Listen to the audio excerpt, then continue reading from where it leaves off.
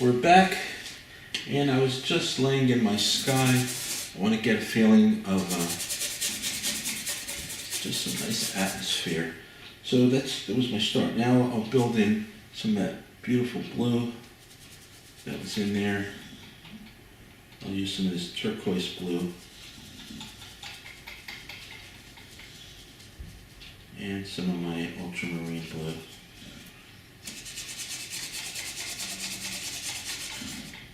A little too blue, but you know what? To start, I got it on the brush. I'll just keep moving it along.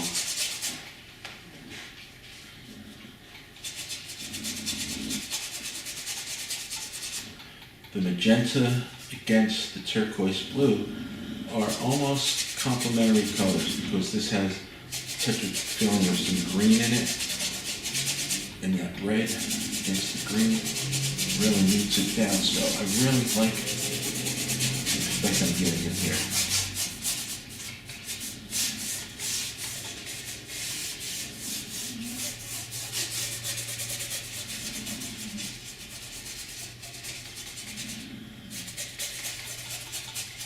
Take some of this color, push it into the blue.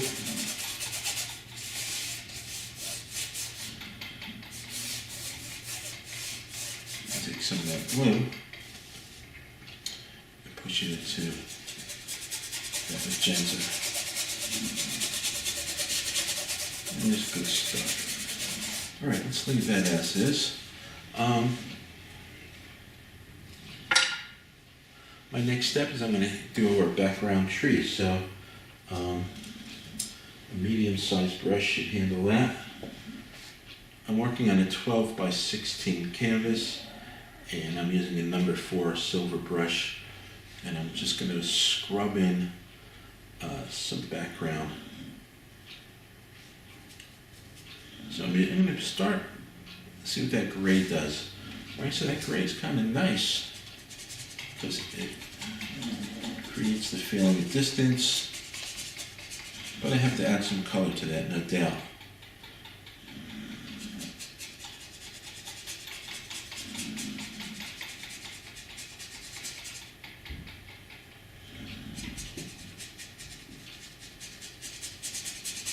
I'm just going to shape it in real quick.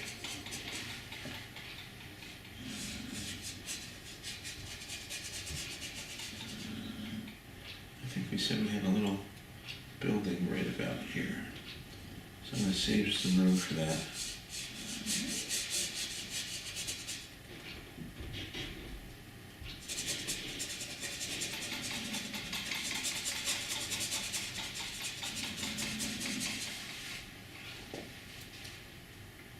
So I'm going to continue to build some of this background. I just want to be darker than the sky, obviously.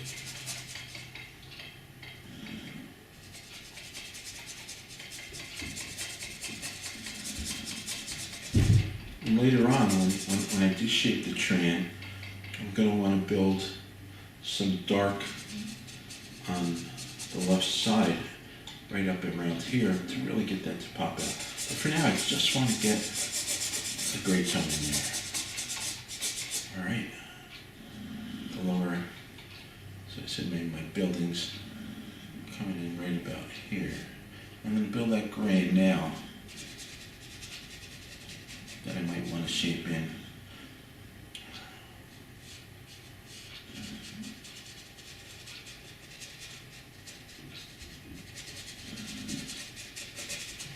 Okay, that's good for that.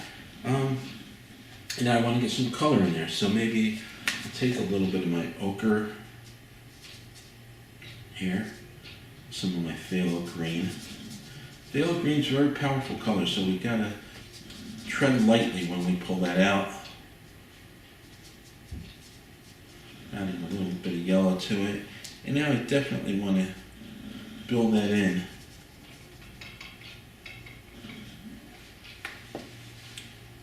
Maybe I see some in here. See, what's happening is I built the gray into there, so now I have, built-in tone to help me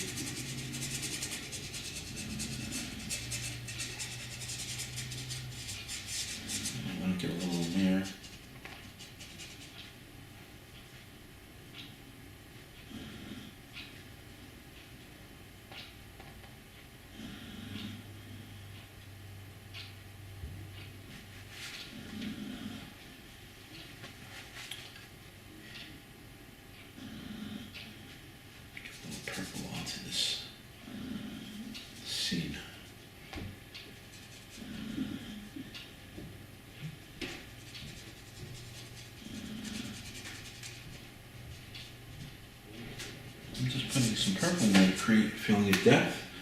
And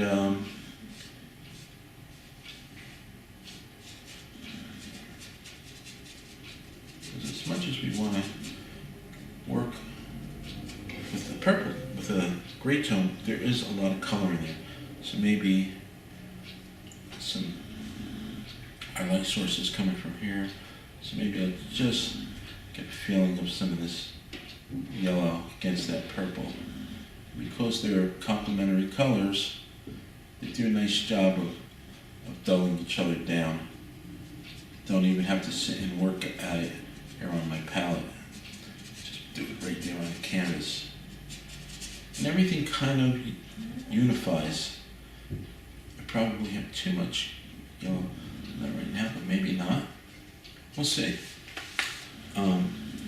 There's a nice redness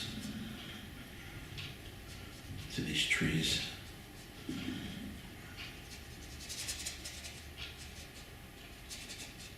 Background. I said red, but I'm actually using purple. Now I'm going to use a little red.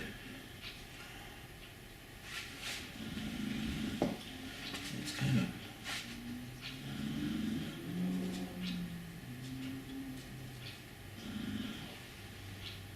It's really amazing. I'm just looking out my window here and looking at some of these distant trees, and I see all these warm tones, almost like autumn colors.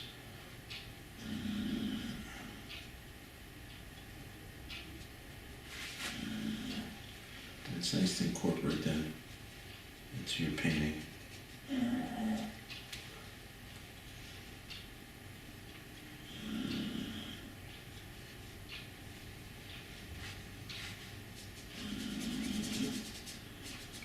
I want to shape things out. My shadow shapes are going to be cool because even on a relatively soft sky day, it's not intensely blue. We are going to get little shadows going on there. So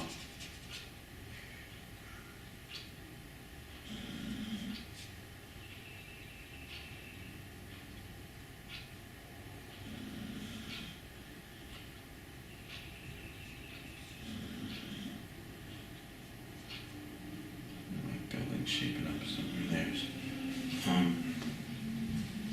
Okay, enough of that.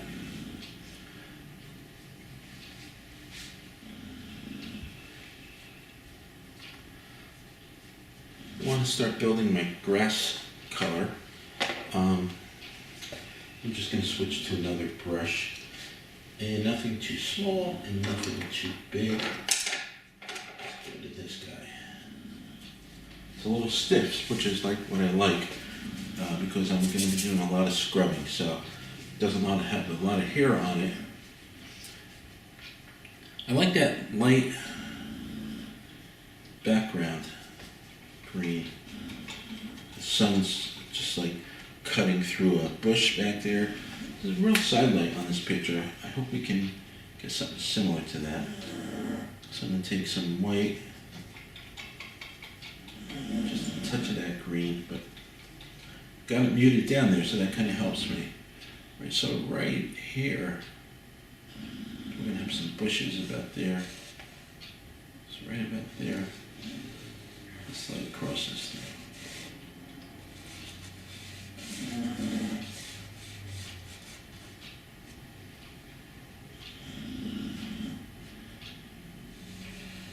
I think it stays its lightest right about there. As I go forward, we are going to intensify the color. That's one way how we can create depth, right?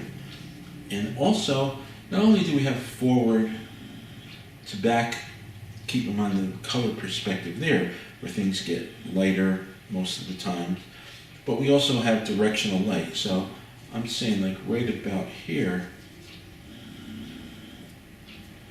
my light is going to change. This is where that ochre comes in. It knocks down the intensity of that green.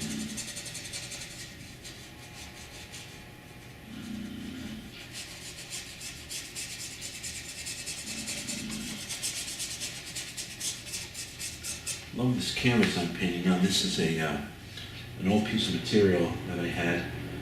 It's a rough canvas. It's got a big tooth on it. It's linen, and beautiful piece of material. I like to paint on that. I believe I got it from the Italian art supply store, which is down in Morristown, New Jersey. I'll just go ahead and so I got 5 minutes, so I really want to get everything in here that's green, minus the shadows. So I'm going to do that. I'm going to go with a bigger brush and work that green in. Take some ochre, some yellow. Let's see what I have here in the photo. So that's really way too, it's not where I want to be in terms of the green that I have here. So just add a little bit more ochre to it.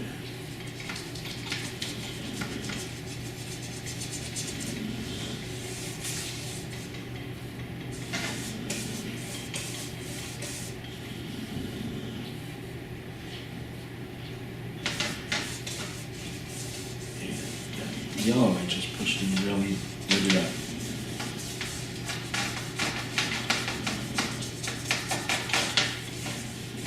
Amazing.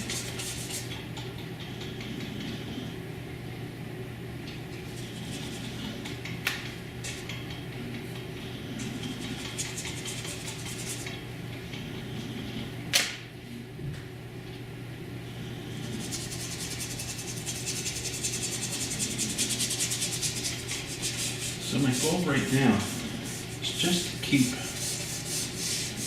some separate bands. Right? This is definitely going to be darker. I want to pull this forward. You know, these videos aren't so much about me making great painting as to me showing you some things that work in painting. So I have dark, I'm kind of in a middle tone here.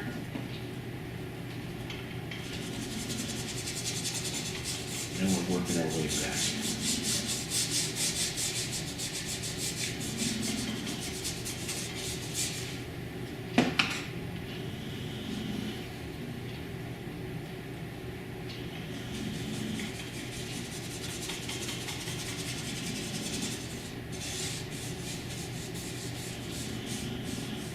All right, we got some definite feeling of going forward to back.